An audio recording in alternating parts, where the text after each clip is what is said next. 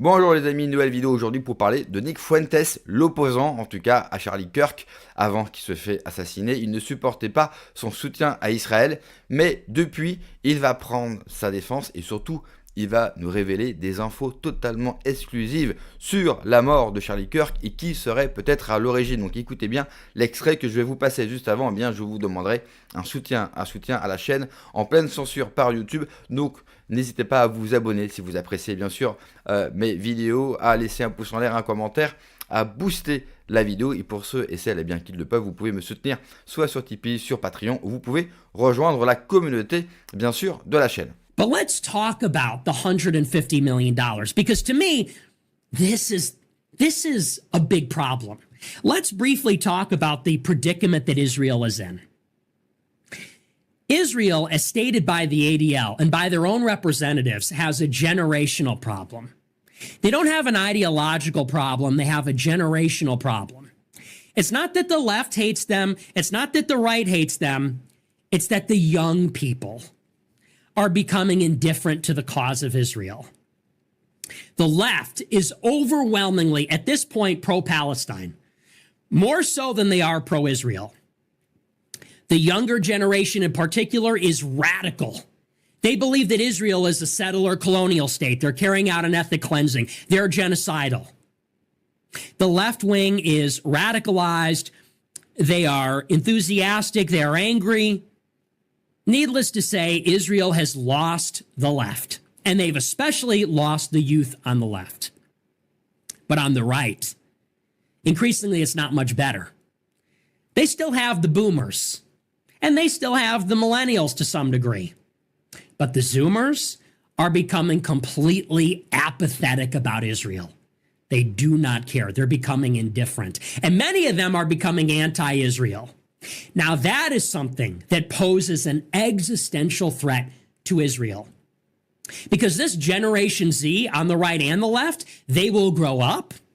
They will go to the selective schools. They will graduate those schools. They will enter the pipeline in the State Department, in the top positions, in the elite fields in our country, in finance, in law, in media, and they will not be sympathetic to Israel. And when that happens, Israel will lose its most important patron. So that spells a big problem for them. Because what you need to understand about Israel and our special relationship, if you understand nothing else, is this. Much has been said about our special relationship, our closest ally, and how conspicuous this is and how unique it is, for better or for worse. But what you need to understand, if nothing else, is that America is indispensable to Israel. America is inseparable with Israel. In many ways, America and Israel are literally inextricable. They cannot be separated one from the other. And this is by design. It has been this way from the beginning. Israel could not have been settled, founded, defended, maintained, would not have survived without unconditional, constant, overwhelming support from America for over 100 years. Now, people say Israel was declared in 1948. It goes back further than that. It goes back further than that. Without the American Jewish community supporting the Zionist project, even in the first half of the 20th century, there would be no Israeli state. It has been like this from the beginning. America is indispensable to Israel. And why? Because when Israel was fighting its Arab neighbors, America was legally and illegally providing the conventional weapons, the nuclear weapons. When Israel was faced with foes like Saddam Hussein and Bashar al-Assad and Muammar Gaddafi, the United States was fighting the wars Israel could not win. When the international community began to turn against Israel and its occupation of the West Bank and Gaza, the United States vetoed the Security Council resolutions condemning it. The United States is indispensable for Israel's survival. And have you ever noticed that that is the lingo that they use. Israel has a right to exist. Israel has a right to defend itself. That is the dogma. It has a right to exist. It has a right to defend itself. Well, if America is indispensable to Israel's existence and Israel's self-defense, then that means that Israel is entitled to American support. Do you understand how that works? If Israel has a right to exist, but its existence is contingent on American support, then that means that Israel has a right to American support. If Israel's self-defense is absolutely contingent on American support, then it has a right to American support. And what kind of system do we have in America? An open society, a democracy, a liberal society, some might say an oligarchy, a capitalist society. For Israel to secure this existential support, this indispensable support from America, they must secure influence over America's system, over its democracy, over its government, over its society. And how does it do that? It must regulate broadcasting and dissemination of information. Because as long as people vote and as long as candidates are staged for the political parties, then American citizens still have some sovereignty and some say in what the government does. So it's not enough that the Israelis penetrate our government and Wall Street and other things. They must penetrate the media and regulate the medium. That's where media comes from. The medium of the dissemination of information. They must control the broadcasting of information. How do you control these elections, our open society, our democratic government? By controlling the minds of the masses through the public square, through the centralized mass media, which was television, radio, and print, and is now social media. And if Israel has a right to exist and its existence is contingent on support from America, then they see it as their right to control and influence and manipulate our system. Understand that logical progression? And think about these questions of survival. Do you take your survival seriously? Do you take the survival of your wife and kids seriously? Would you do anything to protect your wife and kids from destruction? Would you lie, cheat, steal? Would you kill to defend and protect yourself, your wife, and your children? Of course you would. Now, what is the mindset of the Zionists? What is the mindset of Jews? I know that sounds a certain way, but this is a fairly obvious question. I'll tell you what the mindset is. They have been persecuted for 2,000 years. The Romans put them down in a series of rebellions and killed thousands of them, according to their narrative, expelled them from their land. And for 2,000 years, they were forced to dwell in exile, being chased from one kingdom to another, facing inquisitions, segregation, facing cruelty, discrimination, prejudice, hatred, pogroms, massacres, the Holocaust.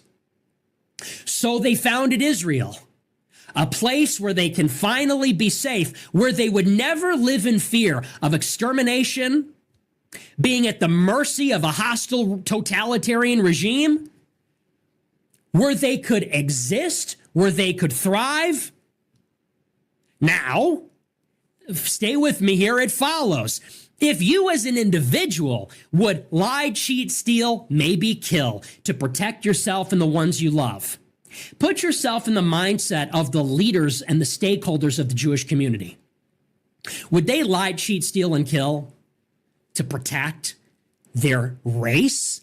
To protect their people? Think about their story. They see themselves as the vanguard of God, of God's law, of God's law given to Moses in the Torah, in the oral tradition, in the mystic tradition. They see themselves as the vanguard of God, of God's word, of God's law. They see themselves as repairing the world, putting the shards containing God together to save the world. And their story is of slavery at the hands of the Egyptians, captivity at the hands of the Babylonians, persecutions, pogroms, genocide. When they say we have a right to exist, we have a right to defend ourselves, that's a battle cry. And it says we will do anything. We feel entitled. We have a right to anything. And you think a couple of Europeans are going to stand in our way? You think some punk from Arlington Heights? You think some Spanish government, some Irish government? You think the Western Europeans? You think American conservatives? You think skinhead, trailer trash Nazis? Whatever they say about us, you think they're going to stand in the way of us? We take what we want. We say what will help us. We kill who opposes us. Je vous avais dit que lui, il y va franco. D'ailleurs, il faudrait qu'il fasse attention parce que généralement, quand vous tenez de telles paroles, vous avez le droit à la censure, à la répression, à des procès ou tout simplement à être éliminé. Lui ne prend aucune pincette. Chez nous, s'il tiendrait ce même discours, il serait en prison et arrêté. Je vous signale que des gens comme Soral ou comme Diodo, par exemple, qui est un humoriste, n'ont même pas dit un dixième de ce que lui dit en vidéo. Et là, je vous ai pas montré tout l'extrait, je l'ai arrêté avant, mais je l'ai laissé le plus longtemps possible pour bien comprendre ce qu'il est en train d'expliquer. Pourquoi ? Parce que c'est exactement ce que nous vivons aujourd'hui. C'est-à-dire que, évidemment, qu'ils ont le droit, tout le monde a le droit d'avoir son pays et de vivre comme il le souhaite. Le problème, c'est la suprématie qu'ils imposent aux autres. Vous ne pouvez pas vous plaindre d'avoir subi énormément de choses et à votre tour de les faire subir au nom de l'histoire. Une histoire où la plupart des gens d'aujourd'hui n'ont pas connu. Et je rappellerai que la plupart des juifs d'aujourd'hui sont des convertis, qui viennent principalement d'Europe de l'Est. Ils n'ont plus rien à voir avec le peuple originel, dont ils parlent en permanence. Donc toute leur quête de puissance et d'écrasement des autres est vouée sur du mensonge. Il leur suffirait tout simplement de vivre en paix. Et personne ne va les emmerder. Si tout le monde ou si beaucoup de gens font une fixette sur eux, c'est pas par antisémitisme, c'est parce que eux, à travers la puissance qu'ils ont développée dans les médias en Occident, nous imposent leur récit. N'oubliez jamais que c'est eux aussi qui ont beaucoup valorisé l'antiracisme en France, l'immigration en France. Ces mêmes personnes qui vous parlent de la souveraineté et des frontières d'Israël ne le sont pas pour la France. Deux poids, deux mesures. Donc pour qui ils travaillent ? Quel intérêt ils ont ? Beaucoup de rabbins expliquent que c'est une très bonne chose que l'Europe est envahie par l'immigration et que eux finiront par récolter le fruit. N'oubliez jamais que les juifs et les musulmans ont vécu en paix tout le temps et qu'ils utilisent leur histoire pour bombarder et faire ce qu'ils veulent et tuer n'importe qui. Le bombardement au Qatar est un scandale. Ce qu'il se passe en Palestine est un scandale. Mais personne n'ose rien dire. Parce qu'au nom d'une souffrance éternelle, ils ont le droit de faire souffrir les autres. Alors qu'il leur suffirait, je me répète, de vivre en paix. Vivez chez vous tranquille, ne nous dictez pas ce qu'on doit penser, arrêtez de nous vendre cette fameuse civilisation judéo-chrétienne. Ça, c'est une excuse pour nous utiliser comme proxy pour mener leur bataille. N'oubliez jamais que leur faiblesse, c'est le nombre. Ils ne sont pas beaucoup, ils font peu d'enfants, et je vous l'ai dit, la plupart sont des convertis. Donc si ils n'ont plus le rempart que nous représentons, parce que le rempart, c'est nous, parce que les guerres et les combats qu'ils mènent, c'est pour réaliser la grande prophétie du Messia. Ce n'est absolument pas pour protéger Israël. Israël, s'ils n'emmerderaient pas leurs voisins, aucun pays arabe ne veut voir Israël disparaître, et Israël ne disparaîtra pas. Il faut arrêter avec ce mythe qui a été construit de toutes pièces, comme le fait de dire que tous les Palestiniens sont automatiquement des terroristes. C'est une pure folie, ça n'a aucun sens. Mais c'est le discours qu'on nous recrache à longueur de journée. Regardez CNews, regardez ce qui est devenu CNews. regardez ce qui est devenu cette droite française. Cette droite française qui est trop lâche pour faire ce qui est nécessaire en France. Et comme les Israéliens sont des blancs et que ces blancs-là tapent sur des musulmans, alors la droite française va se ranger comme un seul homme derrière eux. C'est d'une stupidité sans nom et cela nous mène à rien. Merci d'avoir regardé la vidéo les amis. N'oubliez pas bien sûr de vous abonner, le pouce en l'air, le commentaire, le boost de la vidéo. Prenez soin de vous, que Dieu vous protège. Allez, ciao.